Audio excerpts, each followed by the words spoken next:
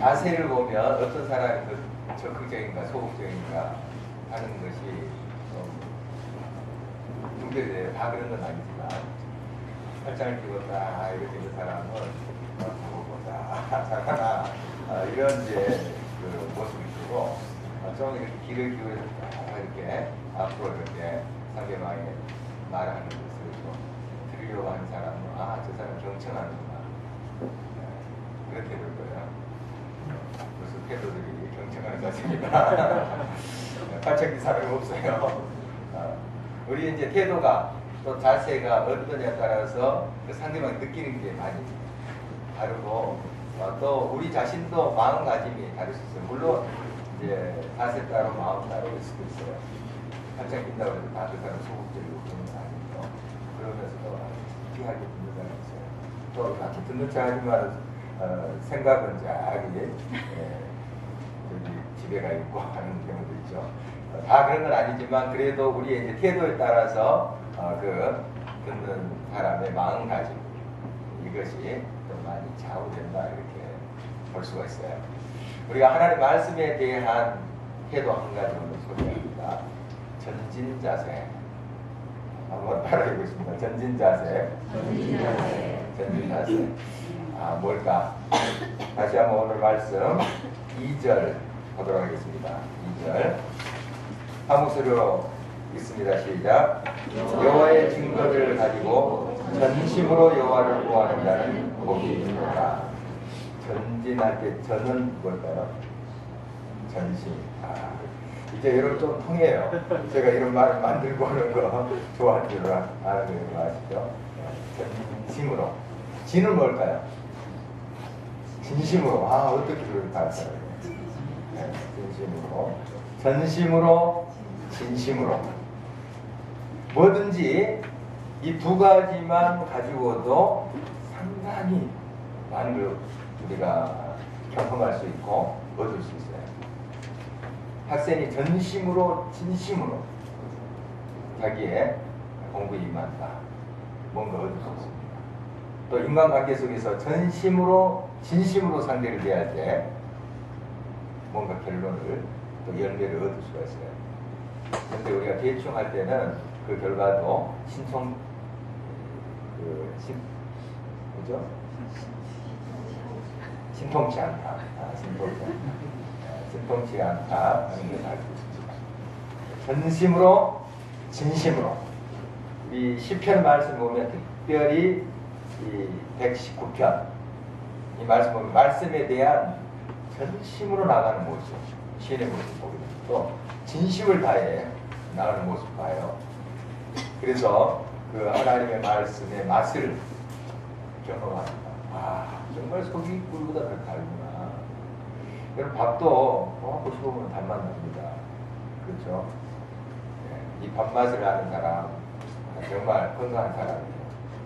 그런데 여러분 함부로 밥맛 없다 이렇게 얘기해서는 안 됩니다. 자기 입맛 없으면서 밥맛 없다고 하는 거. 자기 입맛 없다 해야지 맞는데 밥맛 없다. 그거 함부로 표현하지 아니에요. 다른 사람은 맛있다고 하는데 밥맛 없어. 자기 입맛이 지금 없는 거예요. 입맛이 없는 거예요. 하나님의 말씀을 꼭꼭 씹어보면 진짜 맛있어요. 진짜 맛있어요. 전심으로, 진심으로 이 말씀 속에 들어가면 말씀 그 자체가 참 맛있어요. 그래서 이 시인은 그런 고백을 합니다. 송이꿀보다 더 낫다. 송이꿀 맛 보셨어요? 못 보셨군요. 저도 못 봤습니다. 아카시아 꿀 맛입니다. 제주도 또 한라산 꿀맛 아침마다 우리 전도사님과 함께 맛보고 있습니다. 같이 요즘 운동하거든요. 제가 강요한 거 아닙니다. 오해하지 마십시오. 같이 해서 요즘 굉장히 서로 체력 단련도 하고 있습니다. 영성훈련도 하지만 그래서 같이 아침 식사를 하는데 시리얼에다가 토스트 좀 말아서 그리고 꿀타가 있습니다. 꿀맛을 좀 한다는 거죠. 여러분 하나님의 말씀 정말 꿀맛이에요. 꿀맛. 그 당시에는 정말 꿀맛이 가장 맛있다는 표현이거든요. 요즘에 이제 꿀맛보다 더 좋은 것이 있는지 모르겠습니다만 정말 맛있다 이런 뜻입니다. 하나님 말씀 일은 정말 맛있다 하는 그런 감탄사가 나올 수 있도록 여러분의 삶 속에 큰 은혜가 있기를 바랍니다. 정말 전심으로 진심으로 이 말씀의 맛을 맛본 사람은 그런 고백을 저절로 합니다. 정말 감탄사 나와요. 이야, 대단하다. 그리고 여러분 아침마다 이렇게 묵상하고 또 말씀을 또 여러분들이 읽어갈 때 그 말씀이 딱 와 부딪히는 게 있잖아요. 진짜 감동이 됩니다. 그리고 맛이 느껴져요. 여러분 그런 말씀의 은혜가 있기를 바랍니다. 우리가 그런 말씀을 전심으로 진심으로 좀 바라보며 만나기 위해서 이런 공부를 하고 있습니다. 오늘 이제 다루는 그러한 모든 내용은 여러분 모르셔도 천국 가요. 천국 갑니다. 이 구원의 문제랑 상관없습니다. 물론 관계를 맺으려면 설명할 수 있어요. 이런 이제 도구를 통해서 하나님 말씀을 더 깊이 알고 더 맛있게 또 그 말씀을 접해서 하나님의 은혜를 경험하겠다. 이렇게 연결하면 이제 구원과 연결이 됩니다만은 이거 모르셔도 구원 받습니다.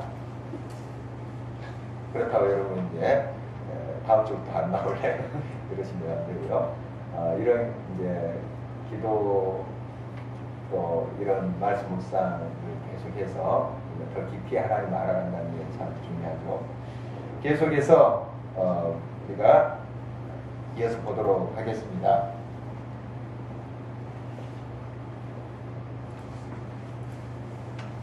안 넘겨지네요. 어디 이 그림 기억나시나요? 네.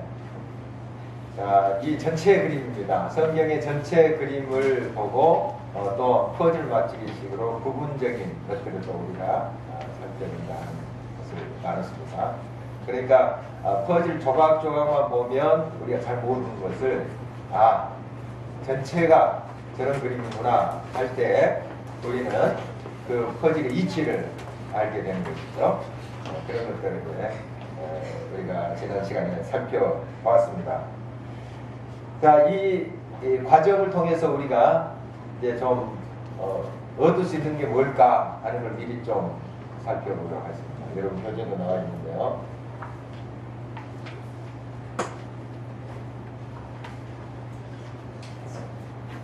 예, 이런 것들입니다. 성령의 새 골격 또는 8골격, 그리고 한 달력으로 된 성경의 역사, 성경의 모든 초점은 예수 그리스도께로 고정됐다는 것. 그 다음에 각 행위 성경의 각본을 묘사하는 시가 여러분 책에 나옵니다. 근데 한번 읽어보시고요. 영어 번역본이라 좀 우리가 느끼는 그런 감흥은 안 나더라고요. 한번 참고로 쭉 성경 전체를 이렇게 시로 만들어 놓은 게 있습니다. 책에. 그 다음에 지도에 관한 것도 여러분들이 나올 겁니다. 지도를 보면서 성경의 역사를 쭉 우리가 한번 훑어볼 거예요. 그런 이유점도 있고요. 또 성경 66권의 간략한 주제, 신구약 비교하는 것, 그 다음에 신구약 사이에 있는 400년의 침묵기간에 대한 것도 각각 다루도록 하겠습니다. 이 성경에 나오진 않아요. 나오지 않지만은 우리 역사, 유대 역사나 또 이런 기록에 의한 몇 가지를 이제 살펴보도록 하겠습니다. 이런 것들을 이제 우리가 이 과정을 거치면서 살펴보게 될 것입니다. 그래서 여러분들이 사슴이 시냇물 찾듯이 갈급한 마음을 가지고 이런 시간들이면 반드시 하나님께서 그 갈증을 채워주실 것입니다. 그리고 아까 전심으로 이렇게 하나님을 찾는 그런 자세에 갖는다면 우리가 분명한 그 유익을 얻을 수 있으리라고 봅니다. 여러분 이제 기억력에 우리가 여러 자료들을 참고하고 이런 실천각을 참고하면 한 30% 정도 남는데요. 30% 정도. 그냥 듣는 것보다도. 그리고 큰 소리로 읽으면서 정독하는 거 한 70% 나고요. 그것을 또한 적용해보는 거, 말씀을 적용하고 살아보는 그것은 거의 이제 우리 기억에 우리의 삶 속에 고스란히 남게 되죠. 그래서 여러분들이 이제 이런 시청각을 통해서 좀 기억하고 한 번 더 살펴보시고 또 그 중에 내가 삶 속에 실천할 부분이 무엇인가 하는 거 여러분들이 그저 이 공부만으로 느끼지 마시고 여기에서 부딪히는 말씀이 있을 거예요. 그러니까 한번 적용해 보시고 그러면 확실히 여러분의 것이 될 수가 있겠습니다. 여러분 잘하는 거예요. 예, 뭐 너무 기초적인 것인데 그렇지만 한번 짚어보고 가겠습니다. 성경 몇 번이죠? 56번. 구약 39번입니다. 39번. 그래서 이 영어로 번역된 책이기 때문에 영어로 이제 구약을 올드 테스트먼트.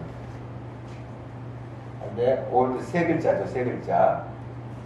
테스트먼트가 9글자입니다. 세우세요. 9글자. 그래서 세 글자 9글자 39번 이렇게 기억하라. 너무 복잡하죠? 네. 그냥 여러분 잘 알고 계시죠? 구약성경 39번.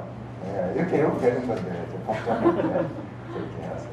또 그분이 하나 또 소개한 게 있습니다. 예수님 제자 몇 명인가요? 12명인데 그 중에 이제 3명을 또 특별히 어디 기도할 때도 데리고 가시고 변화산 갈 때도 겟세마네 동산 갈 때도 데리고 가세요. 3명을. 아시죠? 베드로, 요한, 야고보 이렇게 3명을 특별히 이렇게 데리고 다니시는 그런 모습을 봅니다. 그 3명하고 나머지 몇 명이에요? 12명이에요. 9명. 그래서 39번. 이렇게 외우라. 이렇게 복잡하게 하지 않아도 우리 다 외우죠. 39번. 39번입니다. 그리고 신약은 어떻게 하셨어요? 이거 뭐 기본적으로 우리 한국 사람들은 한국 크리스찬들 다 알죠. 39, 27. 그래서 저건 이제 아까 그런 식으로 39번 이렇게 하지 않고 39 곱하는 거예요. 39, 27. 잘 알고 있는 겁니다. 새삼스럽게 하지 않고. 자, 우리가 이런 성경을 공부하고 또 깊이 만나고자 하는 이유가 뭘까요? 왜 이 자리에 앉아 계십니까? 여러 가지 이유가 있겠죠. 왜 이 공부를 하게 될까요? 목적이 뭘까요? 한번 옆 사람에게 좀 이런 목적 때문에 여기 앉아 있습니다. 이번에 이런 과정을 내가 봤습니다. 옆 사람에게 한번 이야기해 주세요. 옆 사람이 없다 하니까 무슨 분이 앉아 있는 뒷사람. 뒷사람에게. 예. 자, 두 사람만 발표해 보겠습니다. 옆 사람께 들은 이야기 좀 발표해 보십시오. 옆 사람이 뭐라고 했어요? 왜 앉아있어요? 두 사람, 이쪽에서 한 사람, 저쪽에서 한 사람. 이쪽에서 한 번 누가 이야기해볼까요? 옆 사람이 뭐라고 했어요? 예? 좀 크게, 크게. 하나님을 알아가겠습니다. 말씀이 하나님이시기 때문에 하나님을 알고 싶어서 더 알아가고 싶어서 어디 마음에 들어요? 그대가? 박수 한번 주세요. 하나님을 알고 싶어서 박수가 날까? 박수 한번 주세요. 자, 이쪽에 계시네요. 왜 여기 앉아 계신가요? 이 공부, 이 과정에 좀 관심 가지시고 오셨나요? 어디 전반 마찬가지로 쳐다보면 답이 나옵니까? 어디 누가 크게 이야기해 봅시다. 승관이 집사님 뭐라고 했어요?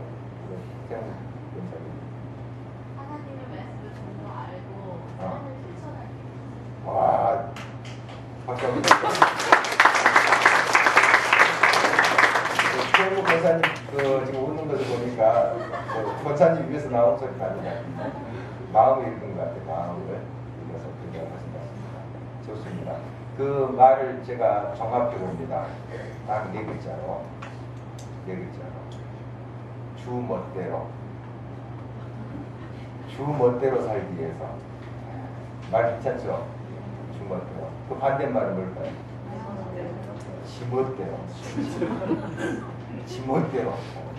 하나님 말씀 없으면 지멋대로 자기가 다 결정하고 자기가 옳다 하는 것으로 자기 소견대로 가요. 말씀이 없으니까 자기가 경험한 게 최고라 생각해요. 이게 지멋대로 가요. 이거 망하는 겁니다. 주멋대로 살기 위해서 주멋대로 하나님 말씀을 알아야지 그 하나님께서 바라시고 원하시는 그 아름다운 모습대로 우리가 살 수 있는 거죠. 주멋대로 주님의 아름다운 모습대로 우리가 주님을 닮아가면서 살 수 있는 것이죠. 그래서 우리가 이 자리에 앉아 있는 것입니다. 그래서 좀 유치할지 모르지만 39번 27번 이런 것도 다시 한번 살펴보고 넘어가는 것이죠. 자, 성경에 세 골격이 있습니다. 골격이 있는데 한번 보시죠. 자, 성경입니다. 구약 신약이고요. 그 다음에 이렇게 구성되어 있어요. 역사, 체험, 예언 이렇게 구성이 되어 있어요. 보면 자, 역사 우리 나중에 자세히 또 부분적으로 살필 거예요. 그러니까 지금 다 혹시 이해가 안 되고 참 어렵다 하시는 분은 조금 더 참으시면 되고 참지 못하겠다. 교재를 또 읽어보십시오. 그리고 그것도 또 이해가 안 된다면 우리 교육자들한테 좀 설명을 해달라고 할 수 있고 그리고 계속 이것이 거의 반복이 됩니다. 반복이 되고 조금 더 세부적으로 나가고 합니다. 자, 이 역사 창세기부터 쭉 진행됩니다. 창세기부터 진행돼서 에스라, 느헤미야, 에스더까지. 에스더는 이제 페르시아 제국 그때 이제 살았죠. 그때까지 쭉 창세기부터 이어져 와요. 그래서 17번으로 5번은 뭐냐면 소위 성문서라고 있습니다. 들어보셨나요? 혹시 시가서라고도 하는데 뭐가 있죠? 혹시 기억하시는 분? 시편, 잠언, 전도, 아가, 욥기, 욥, 시편, 잠언, 전도, 아가. 일단 표가 나옵니다. 다섯 번 이게 체험, 삶의 이야기 뭐 이렇게도 볼 수가 있겠습니다. 시가서, 성문서 볼 수 있고 17번은 뭘까요? 예언서가 17번입니다. 그리고 신약을 볼까요? 신약의 5번은 마태, 마가, 누가, 요한, 사복음 플러스 사도행전. 예수님의 행적 다음에 쭉 예수님이 부활하시고 사도행전 이어지잖아요. 사도행전 1장에 예수님이 부활하신 모습, 부활해서 제자가 만나고 승천하신 모습이 사도행전 1장에 있어요.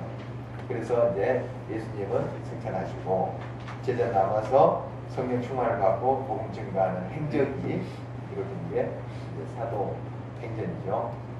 그래서 그것을 이제 역사로 봅니다. 쭉 이렇게 진행되는 시간적인 배열을 보면서 역사로 보죠. 그 다음에 21번은 뭘까요?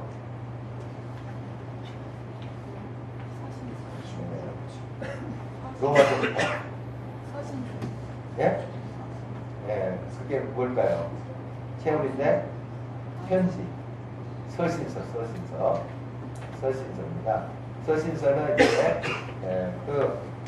교회의 삶의 이야기, 신학적인 이야기 이런 것들을 권면하기도 하고 그런 삶의 모습을 우리가 볼 수 있어요. 이게 21권입니다. 그리고 바울 서신은 나중에 구체로 나오면 여러분 한꺼번에 다 봐야 되는 것이고 13권입니다. 13권. 히브리서는 저자가 비상입니다.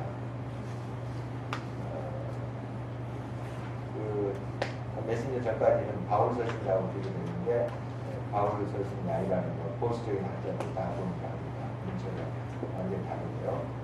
그래서 히브리서 저자는 있어요.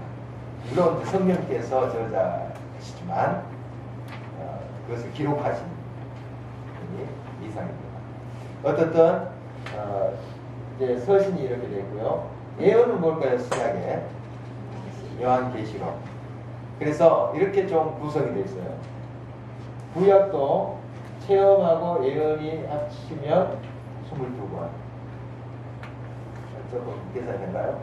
17 더하기 5, 22. 그 다음에 신약도 체험 더하기 예언 22. 그 다음에 역사, 신구약 다 합하면 몇 권? 22. 22 곱하기 3, 66권. 이렇게 구성했습니다. 보험에 무슨 말이가 있겠어요.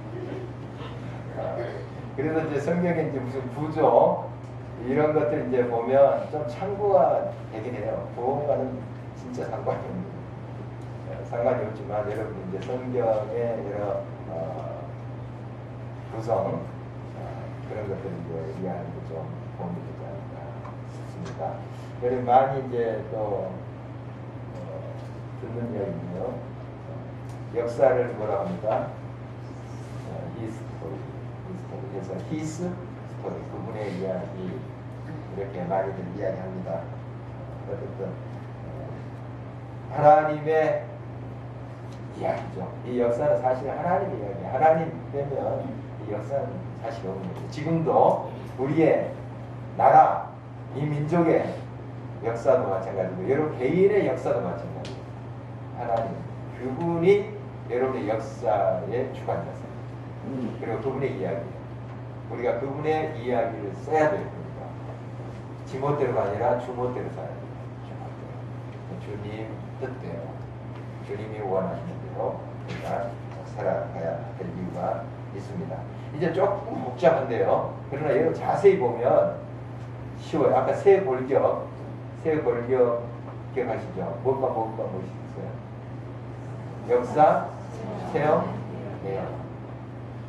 그게 분류로 그렇게 이제 하면 이게 성경의 큰 분류예요. 네, 이 그림을 한번 볼게요. 좀 복잡하죠? 복잡합니다. 한번 하나하나씩 보여드리도록 해볼게요. 새 골격으로 본 역사. 22권 그러니까 이제 이게 역사. 아까 신구약 역사 딱 플러스하니까 몇 개 나왔어요? 22권 나왔죠. 이렇게 됐습니다. 그다음에 지금 나오고 있는 건 소위 뭘까요? 체험이라고 아까 했던 22개가 지금 나오고 있어요. 서신서.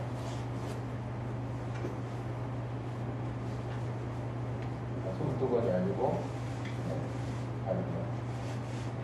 저쪽은 이제 구약, 이건 신약. 좀 색깔이 구분이 되는 건 모르겠습니다.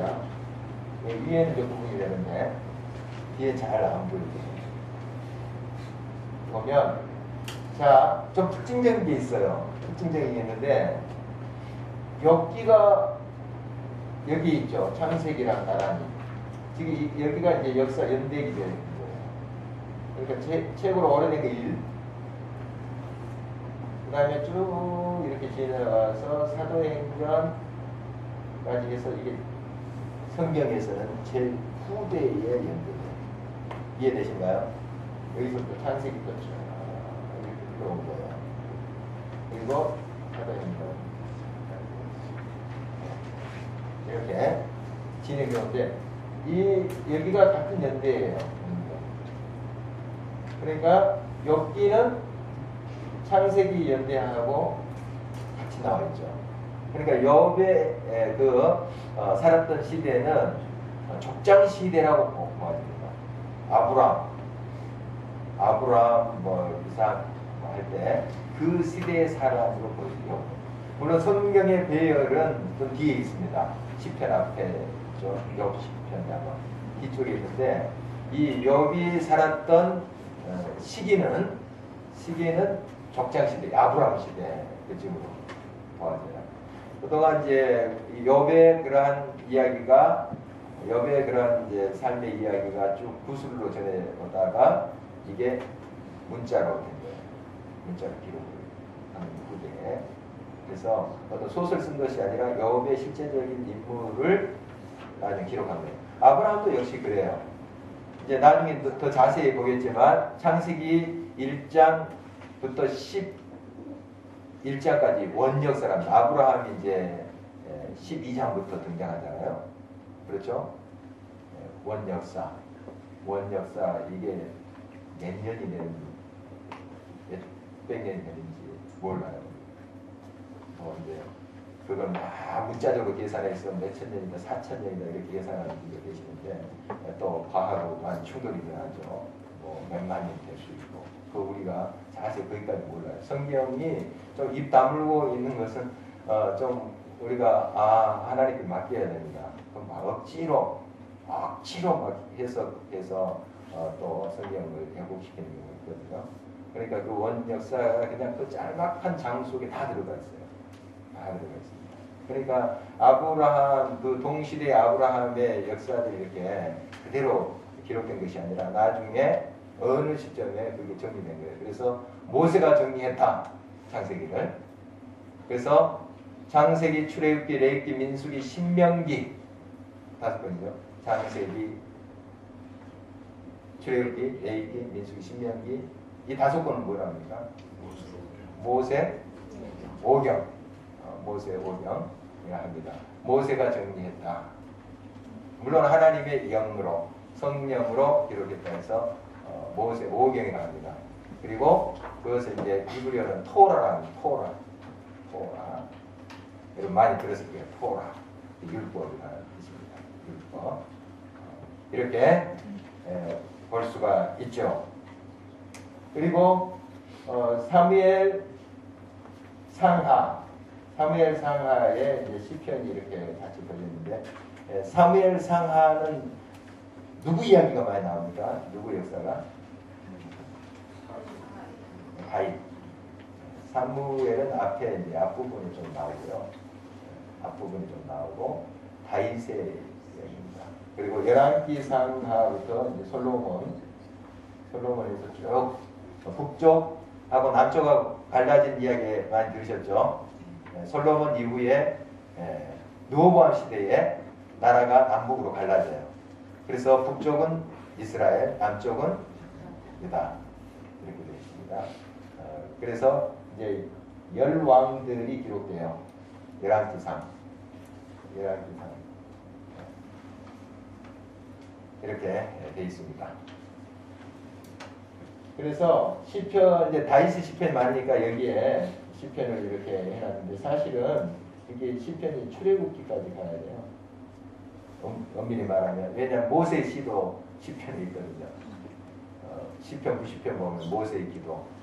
그래서 여기까지 가는데, 대부분 이 다윗 시대에 다윗의 시가 많아요. 그러니까 여기다가 표시를 한 거죠. 장원은 솔로몬, 전도서역시 아가서.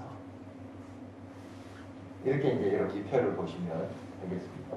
그리고 쭉 남북 유다 이스라엘 시대의 선지자들이 이렇게 활동을 했어요. 선지자들이 그 시대에 열왕, 그러니까 북쪽 이스라엘 한 19명 정도 등장하고요. 남쪽 유다는 한 20명 정도 등장합니다. 한 20여 명씩 등장한다고 여러분 생각하시면 돼요. 그 왕국 시대에. 이때 이제 선지자들이 활동했어요. 동시대. 그리고 약간 이제 학계, 스가랴, 말라기는 나중에 이스라엘 백성들, 그 유다 백성들이 포로에서 돌아와서 재건했을 때 활동했다. 그런 인물들이죠. 그래서 약간 좀 우대에 이렇게 있게 됩니다. 신약을 보면 이제 사도행전 동시에 그 여러 이제 서신들이 써지죠. 로마서부터 글씨가 작아서 잘 안 보이실 텐데 로마서 이렇게 기록이 됩니다. 그러니까 사도행전은 사도들이 여러 이제 사역을 할 때 서신도 이렇게 교회에 보내고 하는 모습을 보게 되고 제일 끝에 이제 요한계시록 있습니다. 이렇게 이제 구성이 되어 있는데 여러분이 다른 별지로 이렇게 좀 받으신 거 있나요? 이거 구약 성경 연대기 이거 한번 보실까요?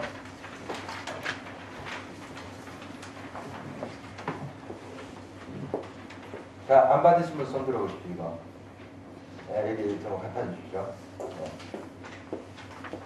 방금 이 그림하고 좀 비교를 좀 해보겠습니다.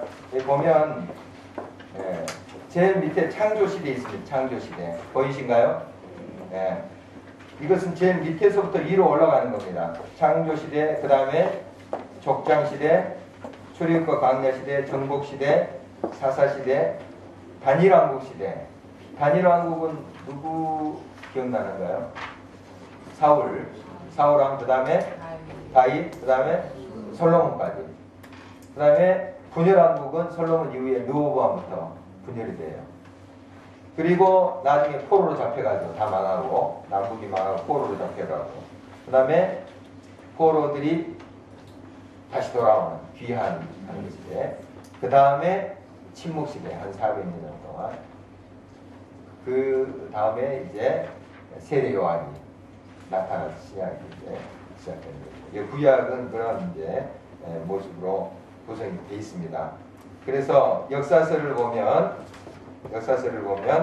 창세기 밑에서부터 갑니다. 이 편은 창세기, 출애굽기, 민수기 쭉 해서 여호수아 사사기 쭉 가죠. 그래 느헤미야까지 가고 여기 보면 역사서 민수기, 출애굽기 옆에 뭐가 있습니까? 레위기, 신명기. 레위기, 신명기 동시대입니다. 출애굽기 시기에 이 레위기가 동시에 기록이 돼요. 그러니까 이 레위기는 역사가 아니고 출애굽해서 이스라엘 백성들이 이제 2달째 되는 그 시간에 시내산에 도착해요. 시내산에 도착해서 거기에 한 1년 정도 머물거든요. 그때 이제 하나님께서 말씀을 주세요. 십계명도 주시고. 그러니까 출애굽 초기에 하나님께서 먼저 말씀 주신 거죠. 그리고 성막을 어떻게 지어라 하는 그런 말씀을 주세요. 그런 자세한 내용을 이 레위기에 적은 거예요. 그래서 출애굽기와 동시대의 그런 기록으로 볼 수 있죠. 신명기는 뭐냐면 모세가 이제 모압 땅에서 요단 동편에서 서편인 가나안 땅을 이제 앞두고 백성들에게 설교하는 내용이에요. 신자는 다시라는 뜻이거든요. 또 강조한 말씀이에요. 하나님 말씀 다시 상기시키고 또 어떻게 살아라 하는 것을 이야기하시는 거예요. 모세를 통해서 하나님께서 하신 말씀이 신명기예요. 그래서 여러분이 이제 나중에 계속 신명기 사관이라고 들어봤을 거예요. 역사를 기록하는 관점을 사관이라죠. 사관. 이것의 주된 이제 역사적 관점이 뭐냐면 신명기 보면 너희가 하나님 말씀대로 청종하고 하나님 말씀대로 살면 어떻게 된다요? 복을 받는다. 잘 된다. 그런데 너희가 하나님 말씀을 멀리하고 지멋대로 살면 망한다. 저주받는다. 그거예요. 그러니까 주멋대로 살면 잘 되고 지멋대로 살면 망한다. 이겁니다. 정리하면 이게 신명기 사관이에요. 신명기 사관.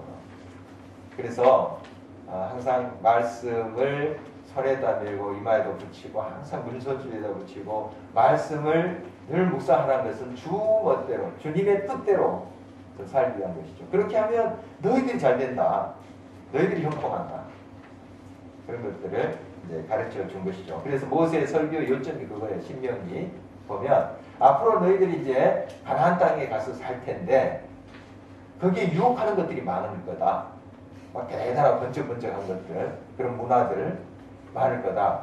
분명히 너희들이 거기에 유혹당할 텐데 정신 바짝 차려라. 말씀대로 살아야 된다. 말씀대로. 그래야지 너희들이 그곳에서 형통하고 잘 되지. 너희들 중심으로 너희들의 쾌락과 너희들의 목적을 위해서 살 때는 망한다 하는 게 그게 메시지의 요점이라고 볼 수 있습니다. 바로 이제 신명기는 그 광야를 마무리하는 그 단계에서, 광야 시대를 마무리하는 단계에서 선포한 메시지인 것이죠. 그 다음에 룻기는 어느 시대에 기록되어 있을까요? 룻기는 어느 시대의 인물일까요? 표를 딱 보면 사사시대입니다. 사사시대 사람이다 이렇게 볼 수가 있죠. 그 다음에 역대기 상하는 이 그림에서는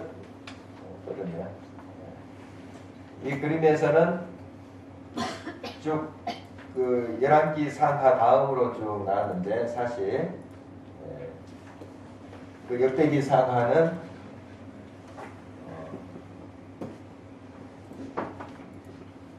사무엘 상하, 열왕기 상하하고 동시대의 것입니다. 내용은 그것이고요. 예.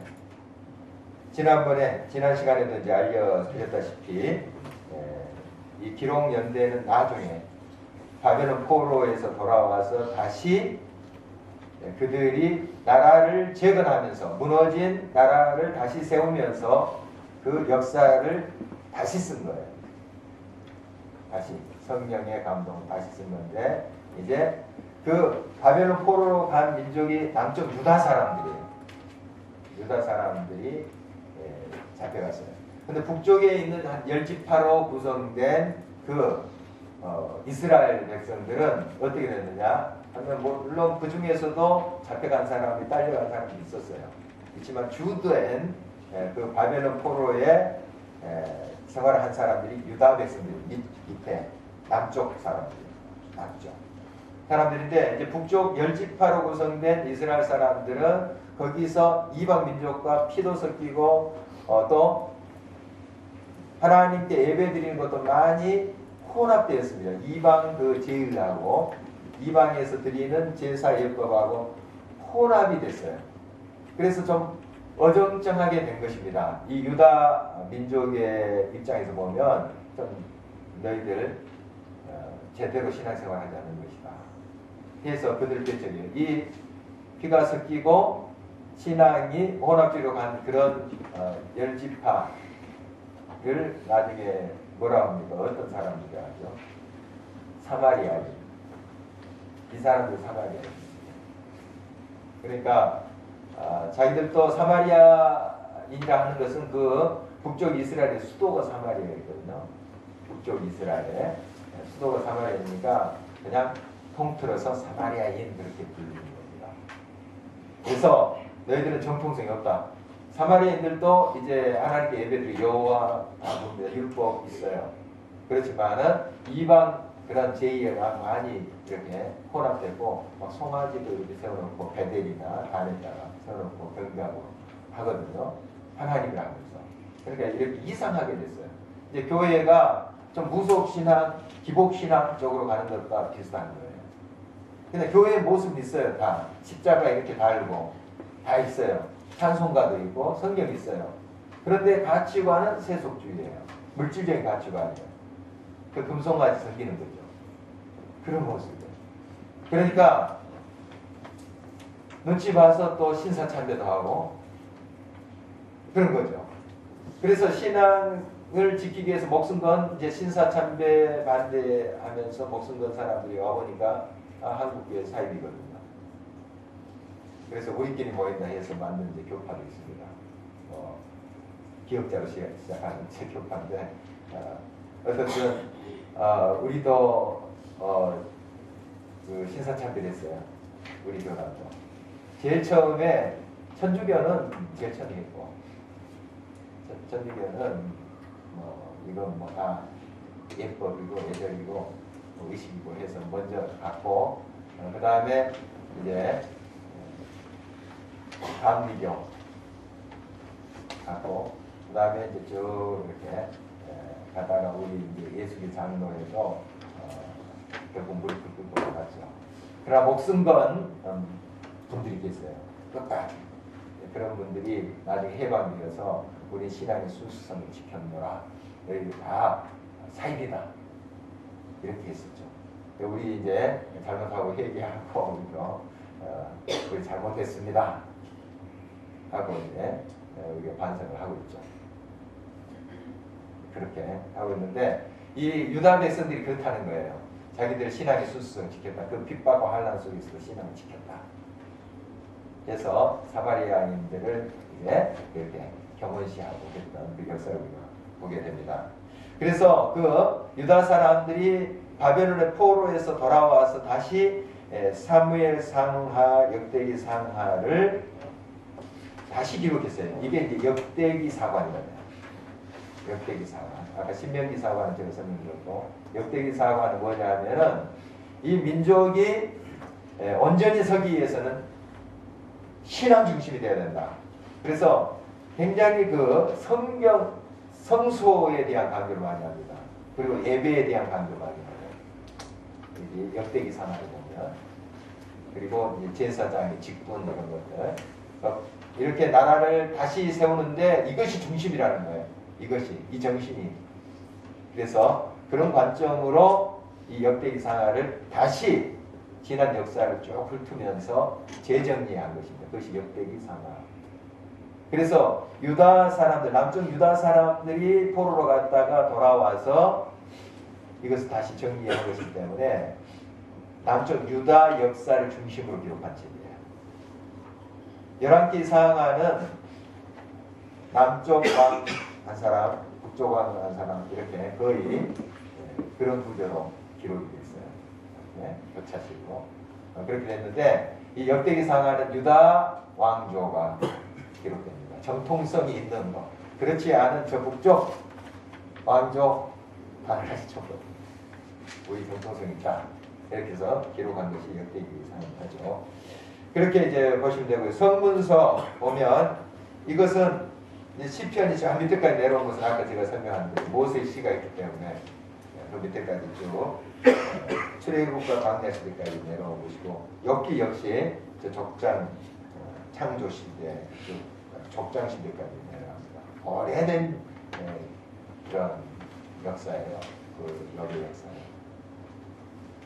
그러니까 오래된 그 표현들, 그 당시에 족장 시대의 표현과 그런 문화들이 이 엽기에 보이기 때문에 그런 것이죠.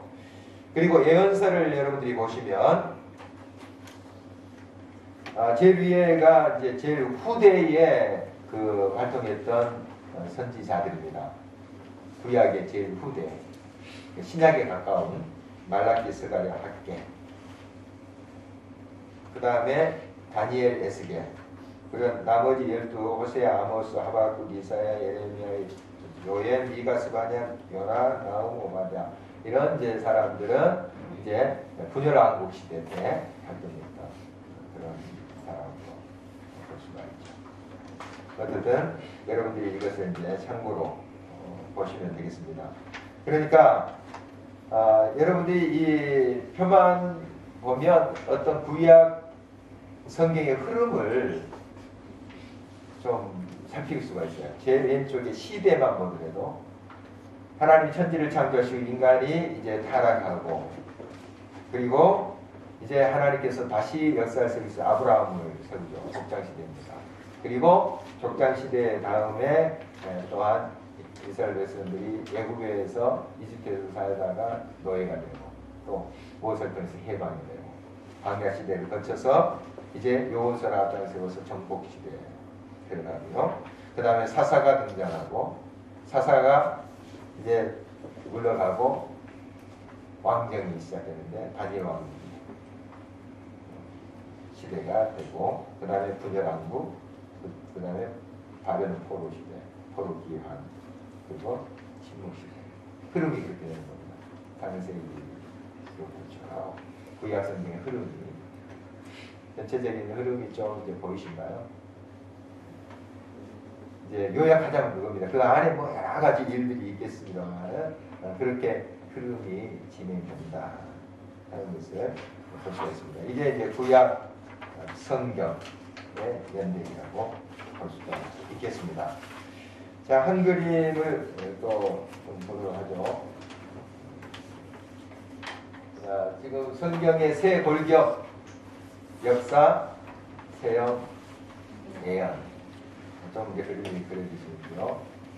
그 다음에 너무 글씨가 작네요. 책을 좀 참고를 하셔야 되겠죠. 방금 설명드린 대로입니다. 제일 위에 태초 창조 시대라고 볼 수 있죠. 창조 시대. 좀 용어들이 조금 이제 다시 표현되는 창조 시대. 그 다음에 족장. 그 다음에 애굽에서, 이집트에서 노예. 그 다음에 출애굽하죠. 출애굽하고 그 다음에 가나안 정복하고 사사시대, 그리고 열왕시대, 왕정, 그 다음에 바벨론 포로, 그리고 포로 기한, 구약의 구조가 이렇게 있어요. 방금 반복된 이야기죠. 이제 신약을 보면, 신약, 자, 메시아 예비, 여기는 요한, 세례 요한이 예비하죠. 그 다음에 예수님 오시고, 예수님이 부활 승천하시고, 성령 강림. 그 다음에 교회가 이제 계속 세워지죠. 사도들 통해서 곳곳에 교회가 이제 세워집니다. 그리고 전도 여행하고 사도행전 보면, 그리고 서신들이 기록되고 요한계시록, 이렇게 이제 전체 신약이 구성이 됐다 하는 겁니다. 그러니까 흐름이 이렇게 되는 것을 볼 수가 있습니다. 한 가지 그림만 더 보고 기도하도록 하겠습니다. 책에도 나온 그림인데요. 자, 이게 이제 성경의 쭉 흐름이에요. 이 도로가 이렇게 진행돼요. 창세기부터 에스더까지 역사서죠. 지금 역사서라는 의미거든요. 역사서. 창세기부터 에스더, 바벨론, 이제 포로 시기 이후에 페르시아, 바사라고 하는 제국이 바벨론을 또 정복을 하고 바사 제국이 되거든요. 그때까지 쭉 역사가 기록되어 있습니다. 그리고 그 사이에 이런 이제 요 시편 사전 전도하라서 예언서들이 그 사이에 있죠. 이 뼈대는 이겁니다. 역사는. 그리고 이제 중간에 400년 동안 좀 공백기가 있습니다. 역사에. 이제 그걸 침묵기. 그리고 이어지는 게 이제 마태복음부터 이제 쭉 세례 요한의 등장으로부터 이제 시작되죠. 그래서 사도행전까지. 그리고 계속 역사를 진행되기 때문에 거기에 이제 서신문서 있고 요한계시록이 그 시대의 역사 속에서 기록된 것을 보게 돼요.